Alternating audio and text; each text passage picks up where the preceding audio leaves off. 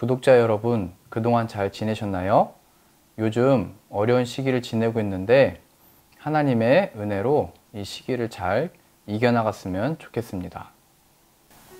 그래서 저는 이 느헤미야서를 통해서 우리에게 주어진 이 상황들을 어떻게 극복하고 이겨나갈 수 있을지, 어떻게 이 믿음의 영적인 싸움을 해나갈 수 있을지 같이 기도하면서 말씀을 나누려고 합니다.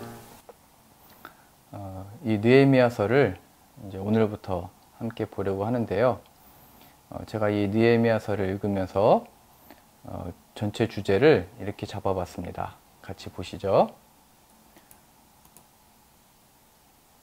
여호와로 인하여 기뻐하는 것이 우리의 힘입니다.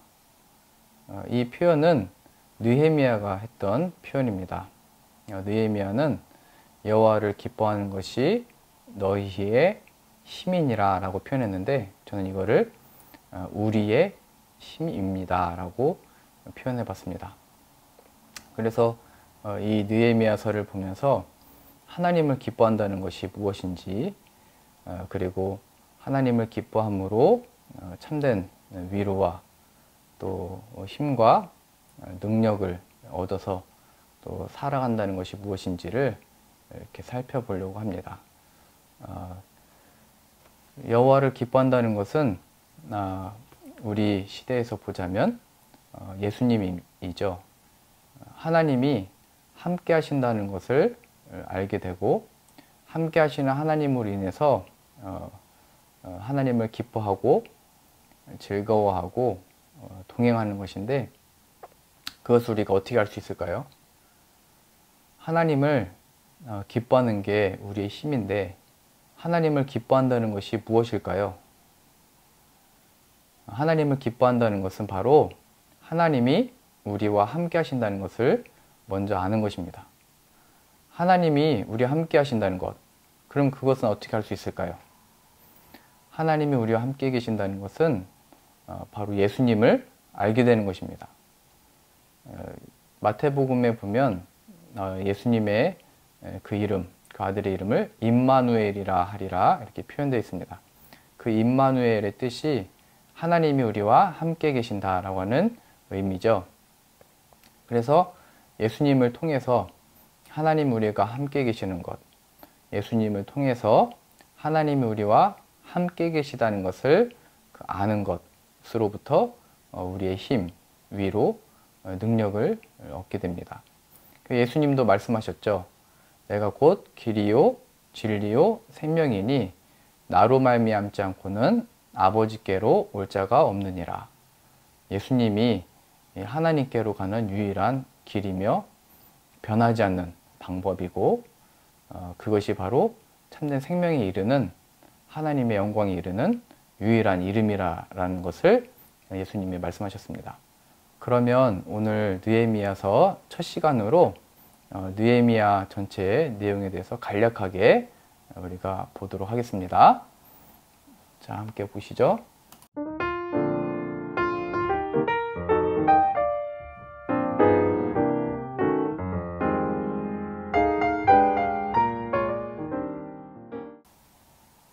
느헤미야서의 첫 번째 나온 내용이 귀환 과정입니다. 그리고 두 번째는 성벽 재건 과정이 기록되어 있고요. 세 번째로 신앙개혁이 내용이 포함되어 있습니다. 첫 번째 귀환 과정은요, 여러분들이 잘 아시다시피 이스라엘이 본래 한 나라였는데, 그 이스라엘이 솔로몬 이후에 북이스라엘과 남유다로 나뉘어지게 됩니다. 북이스라엘은 아수르에게 멸망을 당하게 되고, 남유다는 바벨론 나라에게 이제 포로로 끌려가게 됩니다. 그래서 여기 나온 귀환 과정이라고 하는 것은 바벨론으로 끌려갔던 유다 백성들의 귀환 과정인데요. 바벨론으로 끌려갔던 그 유다 백성들이 메데바사 나라라고 하는 나라에서 이 바벨론을 멸망시킴으로 인해서 나라가 바뀌게 됩니다. 그래서 이 바사 왕국의 고레스가 하나님의 그 감동을 받았다라고 표현되어 있는데요. 이 유다 백성들을 자기 나라들로 다시 그 예루살렘으로 돌려보내게 됩니다. 그래서 세 번에 걸쳐서 유다 백성들이 예루살렘으로 이동을 하게 되는데, 그 첫 번째는 수르바벨과 예수아와 함께 귀환하는 것이고요.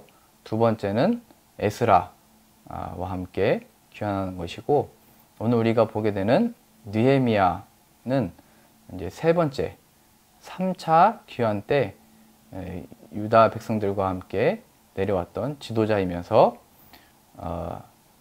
아닥사스다 왕의, 그러니까 바사 왕에게 이제 총독으로 임명된 지도자인 것입니다.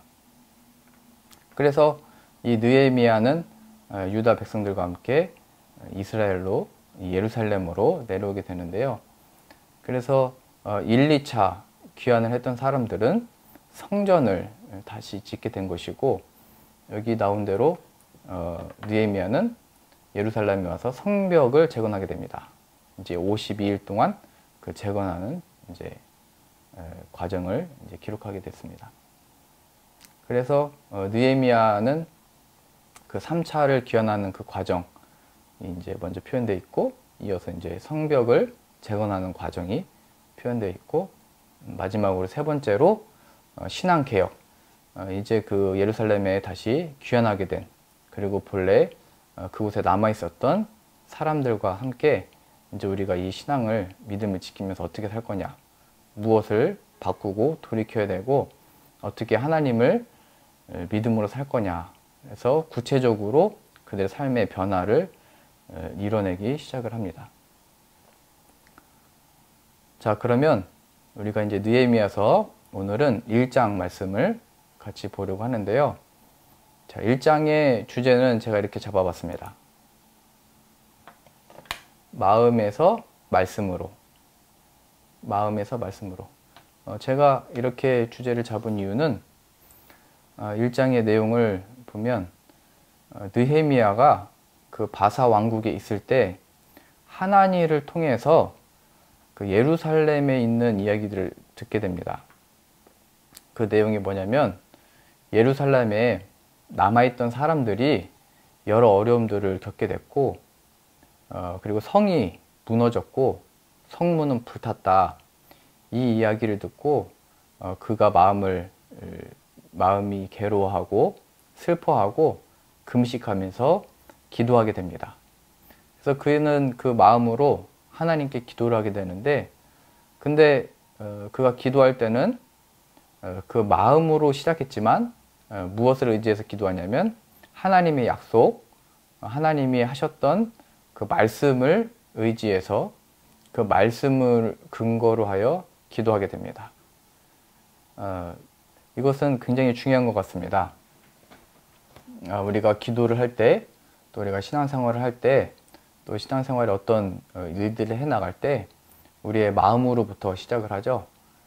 그것이 누군가를 위로할 때, 또 어떤 동정심을 가지고, 아니면 내가 어떤 것을 이루고자 할 때 어떤 마음의 뜨거움이나 감동이나 또 어떤 감격이나 그 마음의 움직임으로 인해서 우리가 이 일들을 하는데, 오늘 이 느헤미야는 아주 중요하게 마음으로부터 시작됐지만 결국에는 기도할 때도, 또 모든 일을 할 때도 하나님을 의지함으로, 또 하나님의 말씀을 근거로 하여 하나님의 말씀에 귀 기울여서 이 일들을 해 나가게 됩니다. 이것이 굉장히 중요한 이유는 마음으로 시작하고 계속 우리의 마음을 의지하고 마음을 따라가다 보면 우리는 굉장히 어려움을 당하기 때문입니다. 왜냐하면 우리의 마음은 여기 보시는 대로 지금 이 글씨가 나올 때 어떻게 나왔죠? 다시 보실까요? 네, 통통 튀었죠? 네, 마음은 갈팡질팡하기 때문입니다. 어느 때는 이렇게 하고 싶고, 어느 때는 저렇게 하고 싶고, 어느 때는 누가 좋았다가, 어느 때는 누가 싫었다가, 어느 때는 누가 정말 사랑스럽다가, 또 어느 때는 정말로 막 미워했다가, 이게 마음의 갈팡질팡한 겁니다.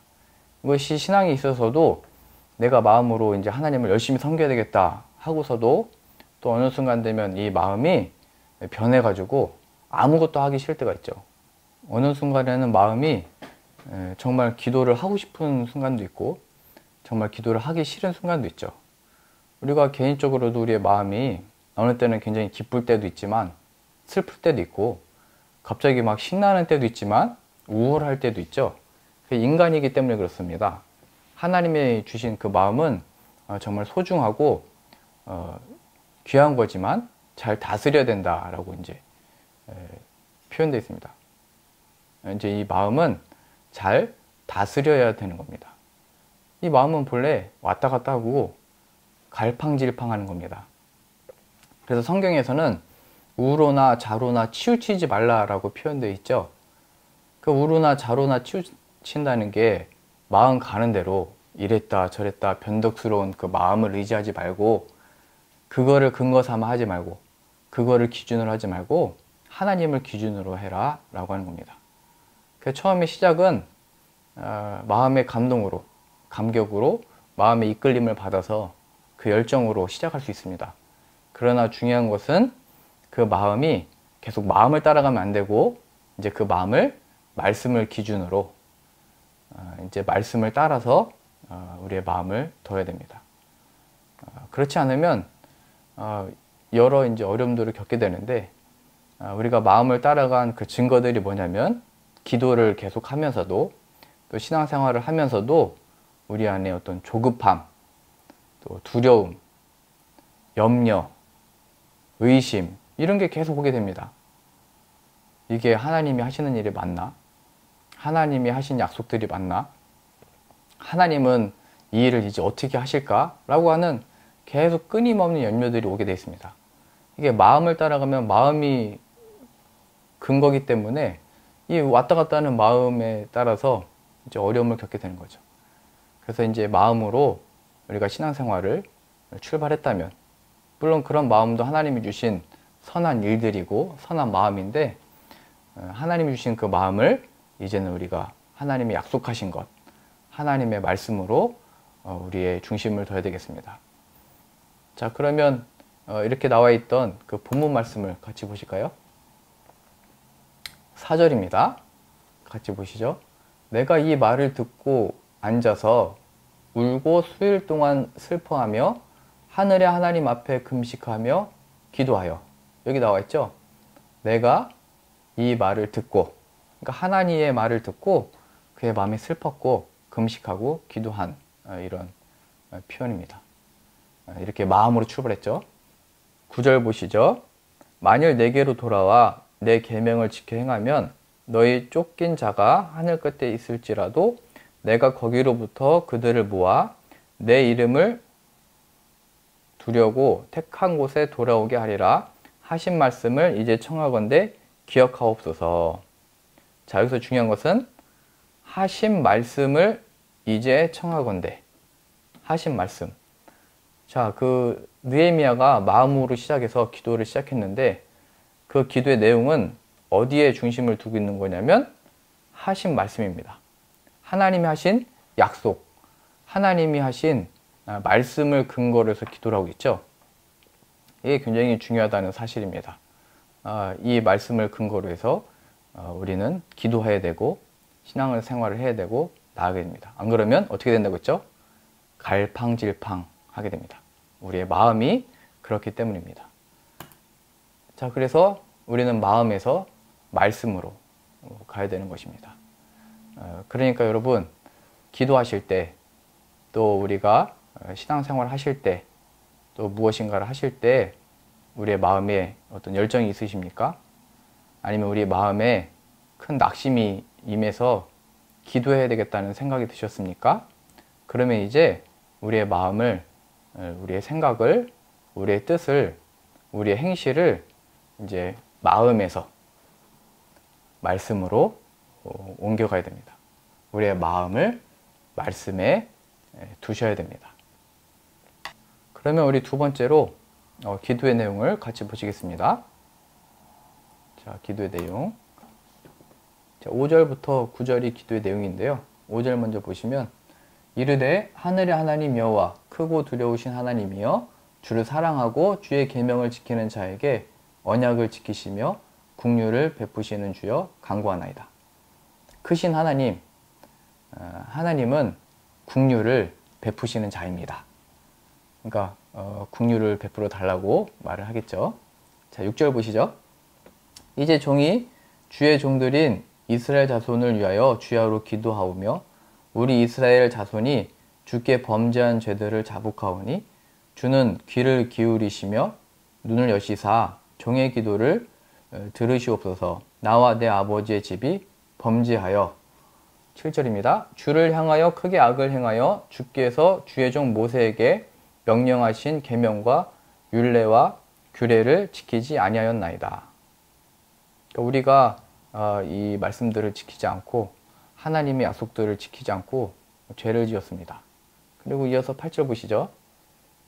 옛적에 주께서 주의 종 모세에게 명령하여 이르시되 만일 너희가 범죄하면 내가 너희를 여러 나라 가운데 흩을 것이요.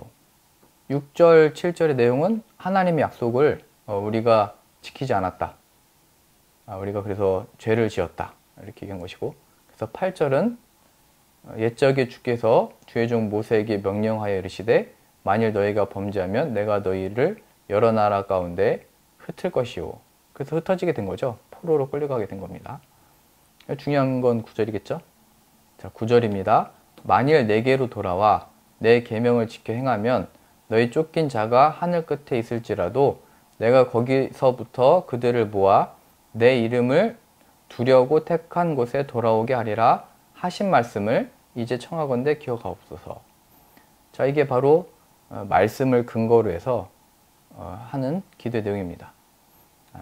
크신 하나님, 긍휼을 베푸시는 주여, 우리가 하나님의 죄를 범했습니다. 그 죄는 하나님의 그 말씀과 약속을 지키지 않았습니다. 그래서 우리가 흩어지게 됐습니다. 포로가 됐습니다. 중요한 건 9절이겠죠. 그러나 하나님의 약속은 흩어지고 끝나는 게 아니고 돌아오게 하시겠다고 말씀하셨습니다. 어떻게 하면요? 우리가 계명을 지키고 하나님을 깨로 다시 돌아오면, 하나님을 기억하고 하나님께 돌아오고 하나님의 이 계명, 말씀을 행하면 다시 돌아오게 해주겠다고, 다시 회복시키시겠다고 하나님이 약속하셨으니 그걸 기억하셔서 우리에게 이 긍휼을 베풀어 주십시오. 이렇게 기도하는 겁니다. 자, 그래서 이 말씀들을 보면 우리가 이 어려움을 당하는 이유가 우리가 하나님을 떠났고 우리가 그 말씀들을 지키지 않았기 때문이고, 우리가 그 율법들을 다 행하지 않았기 때문에 이런 그 포로기라고 하는, 포로로 끌려가는 일을 당하게 됐습니다. 우리 나라가 다 우리 나라가 멸망을 당하게 됐습니다. 이제 우리가 그 죄를 회개하고 고백하니, 또 그리고 우리가 주님께로 돌아오고 하나님의 말씀을 다 지켜 행할 것이니 우리를 회복시켜 주시고 다시 돌아오게 해 주십시오. 다시 모여들게 해 주십시오. 다시 모이게 해 주십시오. 이렇게 기도하는 거죠. 잘 보세요.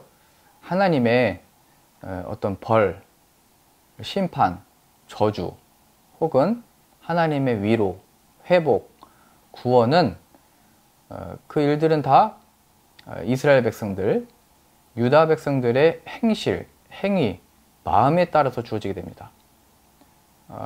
이스라엘이 하나님 앞에 범죄하면 벌을 받는 거고, 그들이 하나님의 말씀을 따라 살아가면 복을 받는 이런 일들이 있죠. 이것은 마치 아담과 하와가 너 그거 먹지 말아라 라고 얘기했을 때 안 먹었으면 하나님의 주신 복들을 누릴 수 있었는데, 그 결과로 죽음, 사망의 권세 아래로 들어가게 되죠. 그러니까 이게 우리 인간의 행위에 따라서 벌도 받고 복도 받는 일이 일어나는 겁니다.